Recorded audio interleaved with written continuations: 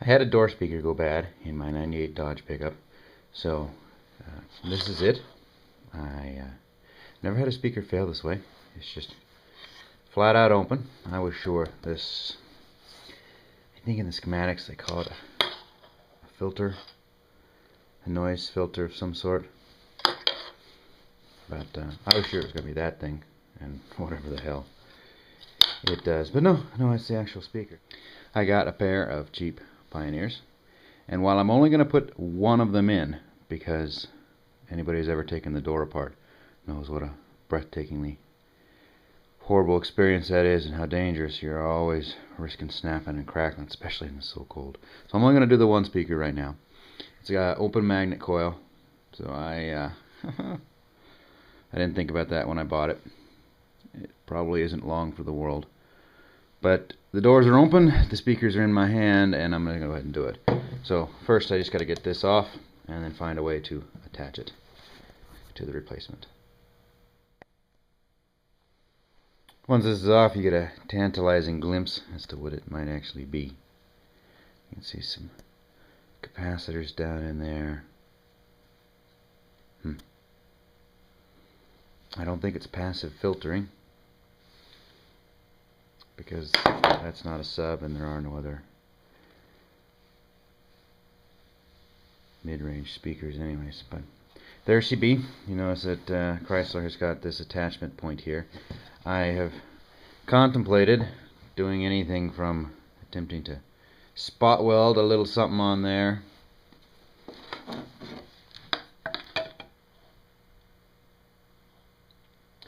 to epoxying a plate, maybe some plywood, and attaching it that way, attaching it upside down. In the end, I believe I'm going to drill 2 holes in the metal frame and attach it through the struts right there. Maybe put epoxy on the self-tapping screws I use, help hold them in there. And yeah, I'm perfectly aware that adding drill shavings to an open cone speaker is just one more thing that's going to shorten its life. But hey, 100 miles from the store. It'll work. It'll be fine. In order to capture the shavings when I drill, I'm going to put an old drive magnet down here. Come on, baby. There we go.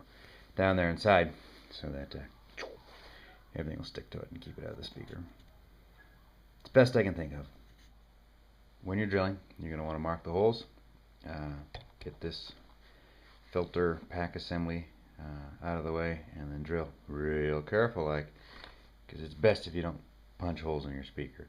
It will actually still work probably fine if you punch holes in it, but you don't want to punch holes in it. So nice and careful, don't go too deep. Ta-da! You just gotta ignore that big sweeping whoops, but no touch, no holes, no foul. And it's the way it always goes. In my random can of screws, I had frickin' one that was the right size. So, but I'll find one before I put it in. But there you go. Doesn't really look all that different. It is certainly still within the size constraints, and if anything, it's a touch smaller. So fitting in the door hole will be fine. They don't match, but done and done. Okay, so I cut and modified the ends. It was just too fortuitous to find the exact right plug-ins already bound or whatnot. So soldered, heat shrinked, and then heat shrink over the heat shrink. So it should be good as gold. Now it's just time to put it back together. As far as advice on getting doors off, let me just say, dear God, it's a nightmare. Even doing my very best, I managed to break a tab off my frickin' door. Part of this is just because I'm trying to do it when it's cold, and that makes it so very much worse. Try to get in with a very small, like a nail puller, and pry up on the clips. And in this instance, yeah, I just didn't come apart right, and did some damage. I hate opening doors. I hate them. I hate them. I hate them. It scares me to death every time I have to do it. So it's best to get this done and get it done right. And whatever you do, for God's sakes, test it. Test it before you put that panel back on, because you do not want to keep taking them off. So now I'll pull all those clips out, reinstall them in what's left of the clips on my door. If you can do this in a heated garage, yeah, that's way better. I mean, I pulled it apart, it was like 20 degrees, and that's why I did so much damage. But it's not, I don't have a choice. Sometimes it's just the way it goes. But yeah, heated garage, give the car a day or two to warm up, even warmer than normal if your door is particularly cranky. But this should go back in, plug back up, and we'll give her a test. We should be able to put it all back together again. So now it's in the hole. Just a matter of getting her all tested up, putting that effing door back on. Going on is easy. It's getting the damn thing off that's hard. Well, getting the damn thing off without breaking it that's hard.